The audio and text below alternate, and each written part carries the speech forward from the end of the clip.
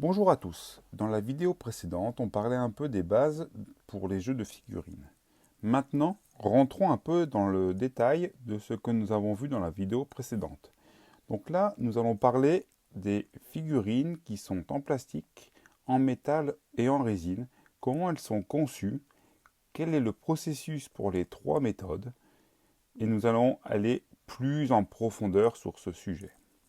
Alors, je vous propose de commencer par les figurines plastiques. Donc la fabrication des figurines en plastique pour les wargames est un processus complexe qui combine plusieurs techniques industrielles et artistiques. Les principales étapes, la première, c'est le design, c'est la conception. Donc on fait la création du concept, les artistes et les concepteurs commencent par dessiner sur des esquisses en 2D pour créer des modèles numériques en 3D. C'est la base.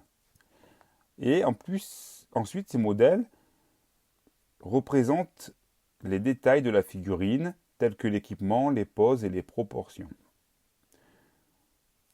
Après la conception, donc on passe à la modélisation en 3D. Donc les modèles sont réalisés avec des logiciels. Il y en a plein, hein, comme Blender, SolidWorks. Donc il n'y a pas dans la figurine qu'on l'utilise. Moi je vois personnellement au boulot, je travaille dans tout ce qui est en rapport avec l'application de peinture industrielle. Les SolidWorks, on l'a aussi, donc c'est tout ce qui est plan. Donc ces fichiers 3D serviront de base pour produire des prototypes et les moules. Après la modélisation 3D, on va passer à la fabrication des prototypes. Donc il y a l'impression 3D. Donc les premiers prototypes sont généralement imprimés en 3D avec une grande précision pour que les détails et les proportions soient ajustés. Cela permet de valider la figurine avant de la passer en production de masse. Après l'impression 3D, on passe à la sculpture artisanale. Bon, ça reste quand même optionnel. Dans certains cas, des sculpteurs expérimentés créent des prototypes à la main avec des matériaux comme la résine époxy ou la cire. Ces sculptures peuvent être ensuite numérisées pour des ajustements. Après ces diverses étapes qu'on a vues, on passe à la création des moules. Donc, alors les moules sont faits dans des productions master. Donc le prototype validé est utilisé pour fabriquer un master, un modèle qui sert de référence pour les moules. Donc la fabrication des moules est en acier. Ces moules sont gravés à l'aide de machines CNC ou de techniques de moulage chimique. Ces moules sont souvent divisés en plusieurs parties pour créer des figurines multipartites, corps, bras, tête, etc. Donc la précision. Les moules doivent être extrêmement précis pour reproduire les détails fins des figurines, notamment pour les wargames où les figurines sont souvent petites, 28-32 mm, mais parfois ça peut être plus petit. Donc l'ingestion plastique. Donc là, c'est le choix des matériaux ou du matériau. Les figurines sont généralement fabriquées en polystyrène ou en ABC, des plastiques solides et faciles à peindre. Le plastique est fondu et injecté sous haute pression dans des moules. Le refroidissement. Une fois injecté, le plastique se refroidit rapidement dans le moule, prenant sa forme définitive. Les figurines sont ensuite démoulées automatiquement. L'assemblage et la finition. Donc, les découpes des grappes. Les figurines sont souvent produites en grappes où plusieurs pièces sont attachées à un cadre en plastique. Les joueurs détachent ces pièces pour les assembler eux-mêmes. Donc c'est ce qu'on reçoit nous dans nos boîtes. Le contrôle qualité. Chaque production peut être inspectée pour s'assurer qu'il n'y ait pas de défauts, comme des bulles d'air ou des détails mal formés. Donc ça va dépendre aussi de chaque entreprise, quel est son degré de, comment dire, ça va être son degré de ce qu'ils veulent mettre en place, quoi. Donc je pense que ça peut être par prélèvement ou du 100%, ça va dépendre du service qualité et de comment la société met en place son service qualité. Donc là, après, on va sur la personnalisation.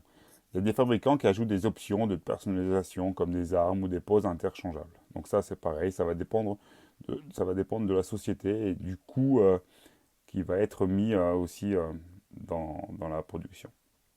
L'emballage et la distribution. Donc là, c'est super important parce que c'est quand même le marketing. Donc les grappes de figurines sont emballées avec des instructions d'assemblage et parfois des décalcomanies ou des accessoires. Les produits finis sont ensuite distribués aux détaillants ou vendus directement aux joueurs. Alors pourquoi le plastique est privilégié? Alors, il est léger et durable. C'est idéal pour le transport et la manipulation. les détails précis. Les techniques modernes permettent de reproduire des détails fins.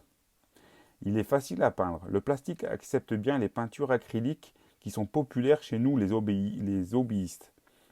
La production en masse. Une fois les moules créés, le coût par figurine devient très compétitif. Après, c'est pareil, les moules ont aussi une durée de vie. Si vous souhaitez avoir plus de détails pour tout ce qui est figurines en plastique, laissez-moi un commentaire. Je verrai si je peux faire un travail dessus. Et on va passer maintenant à la figurine en métal. Donc alors, la figurine en métal. Comment ça fonctionne? Donc les figurines en métal sont souvent fabriquées à partir d'alliages comme le mélange d'étain, l'antimoine et parfois de plomb. On appelle ça le white metal. Ce type de figurine est apprécié pour sa durabilité et son poids. Donc les étapes de fabrication. Donc c'est comme la figurine en plastique, on va faire la création du master. Donc un prototype est toujours sculpté à la main ou conçu en 3D puis imprimé en haute résolution. Donc plus ça va, plus maintenant on conçoit les figurines en 3D. Ce master est utilisé pour créer un moule en caoutchouc ou en silicone. Donc la fabrication du moule. Ce moule est fabriqué en caoutchouc vulcanisé qui résiste à la chaleur. Ce moule est conçu pour supporter le processus de centrifugation nécessaire pour le métal fondu. Donc après, il est coulé par centrifugation. Donc le métal il est fondu à environ 200-300 degrés jusqu'à devenir liquide. Lorsqu'il est liquide, le métal fondu est versé dans le moule qui tourne à grande vitesse pour s'assurer que le métal remplit tous les petits détails. Donc ensuite, le métal se solidifie quand il va se refroidir en quelques secondes. Comment se passe le démoulage et la finition? Donc les figurines sont retirées du moule et inspectées pour détecter les éventuelles imperfections, les bavures, les bulles d'air, etc. Et les bords sont limés et les détails sont affinés avant l'emballage. Donc l'avantage des figurines en métal. Elles sont plutôt durables, très résistantes au choc et à l'usure. Alors si on compare la résistance du métal avec le plastique, forcément dans le temps, si vous mettez le plastique et vous mettez du métal dans la nature, forcément le métal va être là pendant des générations et des générations. Donc le détail net des figurines en plastique, elle permet une grande précision pour les petits modèles. Vous avez des Corvus Belli qui fait encore beaucoup de figurines en métal comme le jeu Infinity. Et c'est vrai qu'elles sont toutes petites et vraiment beaucoup détaillées. Donc c'est pareil pour les figurines métal, elles sont parfois un peu plus lourdes suivant ce que vous prenez comme figurine. Et en fait ça donne une sensation de qualité aussi. Donc l'inconvénient, donc elles sont plus lourdes aussi, ce qui peut compliquer le transport. Et elles peuvent être plus fragiles. Quand vous cassez un petit bout de métal, ça peut être plus compliqué à recoller que si vous prenez un petit bout de plastique. Donc c'est difficile à modifier ou à convertir. Donc le métal est plus dur à travailler. Et souvent le prix est plus élevé aussi dû au coût des matériaux. Donc maintenant on va passer à la figurine en résine.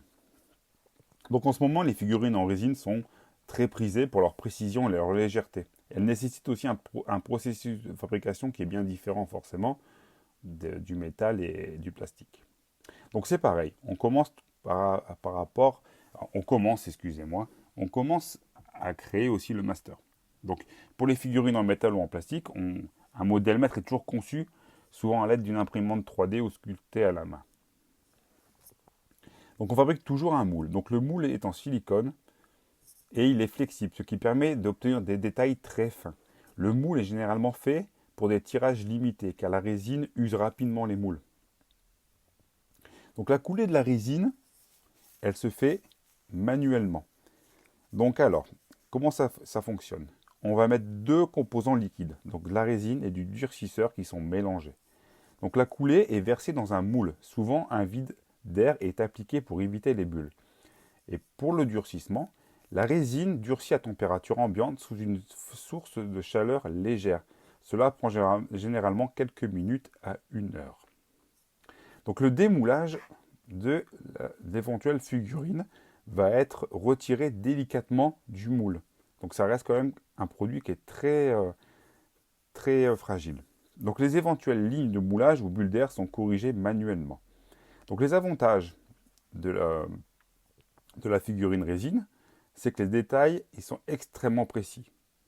La résine capture les plus petits reliefs et textures. Elle est très légère, donc elle est facile à manipuler et à transporter. Par contre, comme elle est légère et qu'elle est facile aussi à transporter, son inconvénient, c'est qu'elle est aussi fragile. Donc, son avantage et son inconvénient par rapport au transport, ça se casse en fait. Donc, c'est assez fragile. Donc, le transport, voilà. Ça dépend comment on peut voir aussi le transport de la figurine résine. On ne peut pas la transporter comme ça. Il faut vraiment prendre soin de la figurine. Donc, c'est un avantage, mais ça peut être aussi un inconvénient. Et la flexibilité de la production. C'est idéal pour les tirages limités, les petites séries. C'est pour ça qu'on les voit souvent dans les Kickstarter. Donc l'inconvénient, c'est qu'elle est fragile. Donc la résine est cassante et peut se briser facilement. Vous voyez quand vous faites du montage, des fois un petit bout, il va se casser vraiment très rapidement.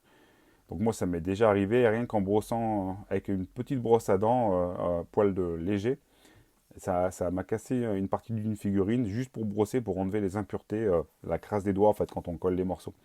Et pourtant, j'y allais doucement. Donc le processus, il est manuel. Chaque figurine demande beaucoup de temps et une grande attention. Et c'est aussi forcément plus coûteux. Donc la comparaison entre les trois matériaux. Alors, ça, je vais vous en parler à la fin. Mais on va parler de pourquoi choisir tel matériau plus que l'autre. Donc alors, le plastique, il est idéal pour les grandes séries et les jeux qui nécessitent beaucoup de figurines. C'est pour ça que Warhammer, les jeux de grande bataille, ils sont beaucoup en plastique. Donc, les jeux qui possèdent des figurines en métaux, donc il y a des jeux d'escarmouche, mais ils ont aussi des jeux de plastique. Certains ont aussi des figurines en plastique, ou c'est aussi des figurines qui sont anciennes, et il y a certaines personnes qui préfèrent encore travailler sur des figurines en métal, et donc parfois vont choisir un jeu en métal.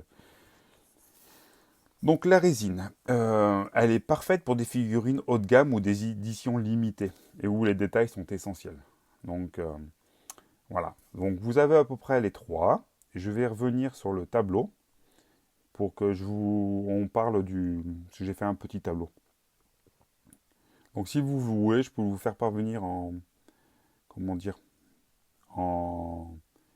Je peux vous l'envoyer en MP. Il faut juste que vous me le demandiez et je vous l'envoie. Donc alors, les comparaisons des trois matériaux. Au niveau détail, ce qui est le mieux, donc on va partir de la figurine qui est la mieux jusqu'à la moins bien. Donc au niveau détail, la mieux c'est quand même la résine et la moins bien c'est le plastique. Donc le métal va se situer entre les deux. Au niveau durabilité, celle qui va être le plus durable, ça va être le métal et la moins durable, la résine. Donc celle qui va être au milieu, ça va être la plastique. Au niveau du poids, donc là, la plus lourde forcément, ça va être le métal et le plus léger, ça va être le plastique et la résine qui vont être à peu près équivalentes. Au niveau des coûts, donc le coût la plus abordable, ça va rester quand même le plastique.